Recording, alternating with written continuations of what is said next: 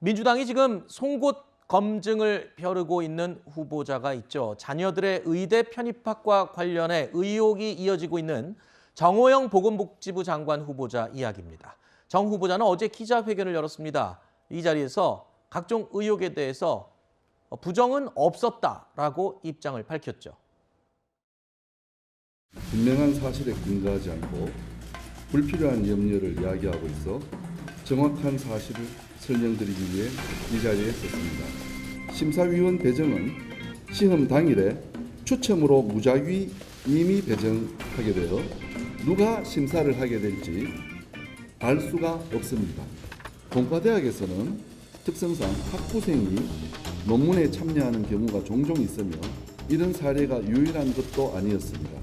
당시 공대 교수인 지도 교수님과 저는 친분 관계가 없었으며 교수님은 저와 아들의 관계도 몰랐습니다.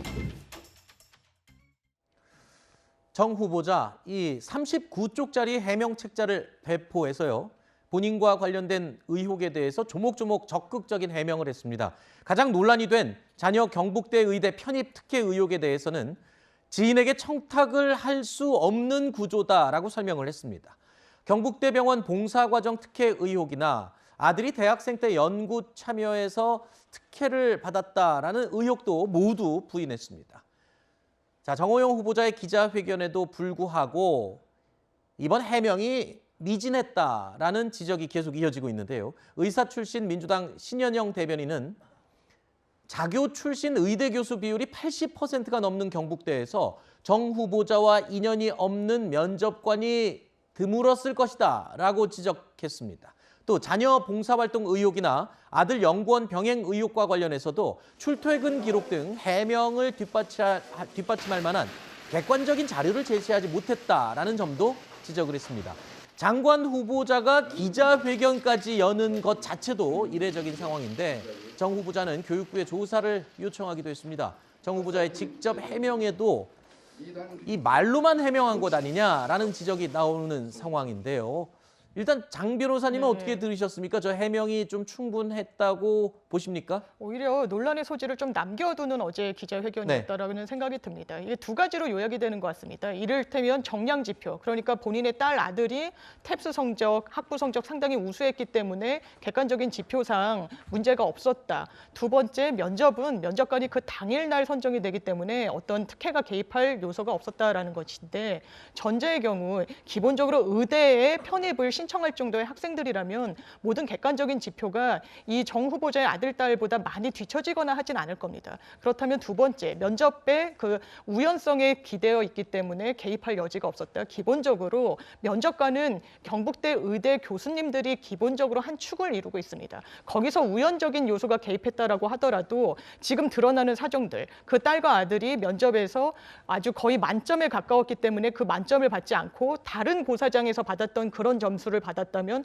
합격을 장담하기 어려웠다라는 언론 보도 등을 보면 이거 왜 이 부분에 대해서는 제대로 해명을 하지 않는 것인지, 그리고 군복무 문제와 관련해서도 그렇습니다.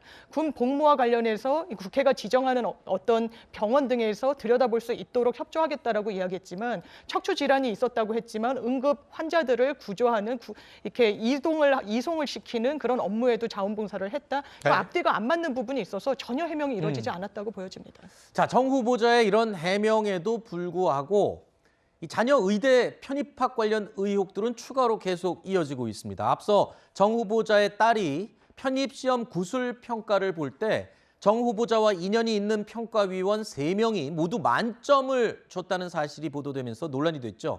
그런데 아들의 편입시험 구술 평가 당시에도 정 후보자와 논문 3편을 함께 썼던 교수가 평가위원으로 참여한 것으로 알려졌습니다. 역시 정 후보자 아들에게 만점을 준 사실이 새롭게 또 드러났습니다. 자, 정 후보자는 구술평가가 청탁을 할 수 없는 구조라고 해명을 했습니다. 딸에 이어서 이 아들까지 정 후보자와 인연이 있는 인사가 평가위원이었다라는 점을 두고 공정한 평가가 가능했겠냐?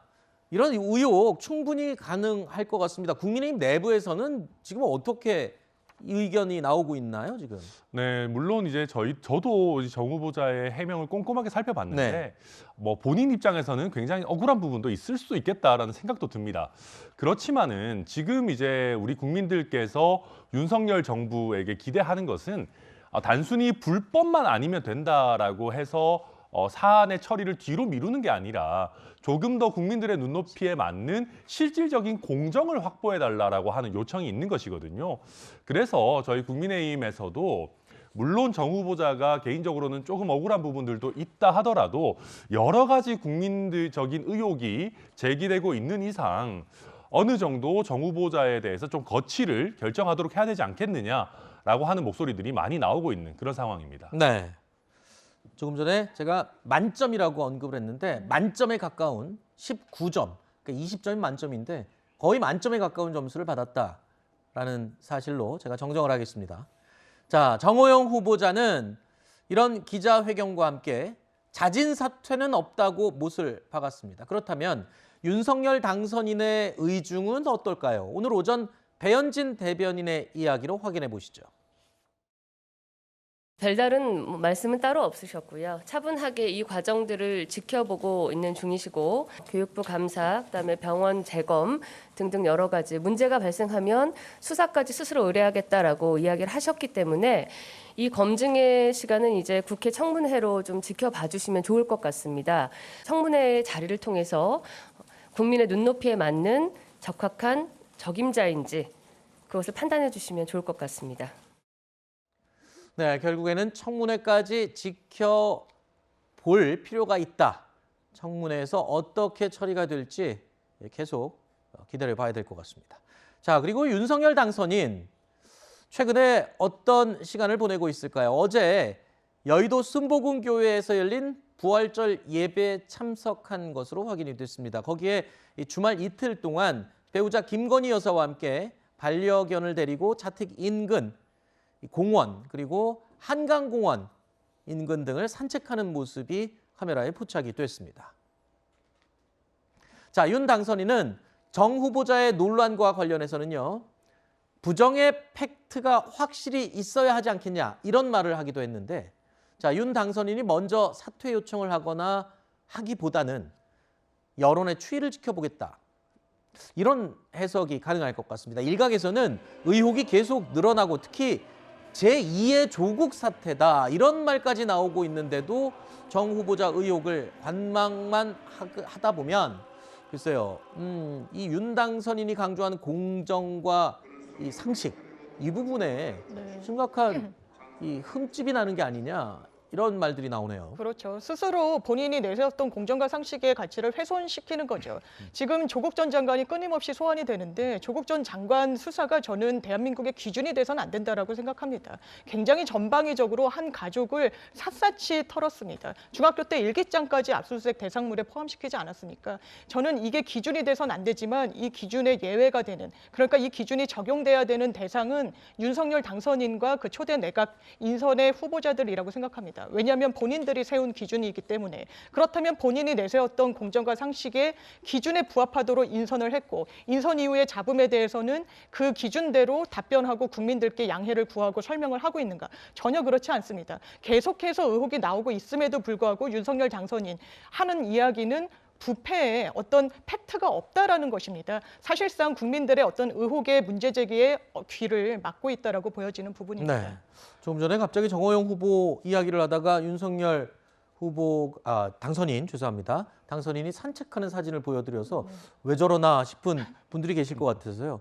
자, 이제는 윤석열 당선인의 시간 그리고 윤 당선인이 결정을 해야 될 또 이끌어 나가야 될 그런 시기가 아니겠나라고 해서 도대체 주말에 뭐 했나라고 저희가 사진을 한번 보여드린 건데 어떻게 보십니까? 이 청문회 때까지 그냥 지켜봐야 될 일이 맞습니까? 산책을 하시면서도 고민해야 될 그런 그렇죠. 일이죠.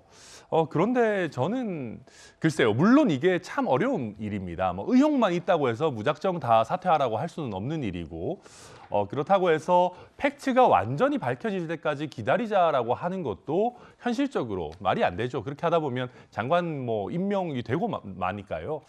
그래서 어느 정도 그 중간 정도의 뭐 어찌 보면 정답이 있겠습니다만은 저는 모르겠습니다. 저희 국민의힘이 그래도 민주당보다 조금 더 건전한 정당, 조금 더 나아지려고 하는 정당이다라고 하려면은 저희 쪽 인사의 어떤 흠에 대해서 더욱 엄격한 태도를 저희가 취해야 되고요. 실제로 하태경 의원이라든지 저희 김용태 청년 최고위원이라든지 또 이준석 대표라든지 정호영 후보자에 대해서 저희가 더 면밀하게 살펴보겠다. 그리고 또 본인이 조금 더 거취를 정해야 되는 것 아니냐라고 하는 목소리를 내고 있습니다. 그래서 지금 저희 당에서도 윤석열 당선인에게 이런 당내의 분위기를 전달하고 있기 때문에 아마 윤석열 당선인도 이런 여론의 흐름을 모르고 있지는 않으실 거다. 저는 이렇게 보고 있습니다. 자, 앞서 언급한 것처럼 정호영 후보자의 자녀 입시 관련 의혹이 지난 2019년 당시 이른바 조국 사태를 떠오르게 한다는 지적 많습니다.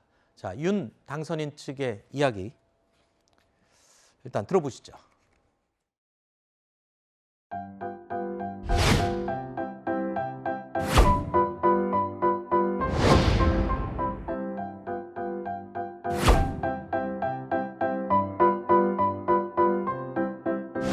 비전과 정책 구상을 설명드리기도 전에 국민 여러분께 큰 심려를 청문회에 출석해서 소명하고 설명드리는 것. 그러나 이제 더 기다릴 수 없고 자녀들의 문제에 있어서 저의 지위를 이용한 어떠한 부당행위도 없었으며 부당하게 허위 사실로 제 아이들을 공격한 일은 멈추어 주시길 바랍니다.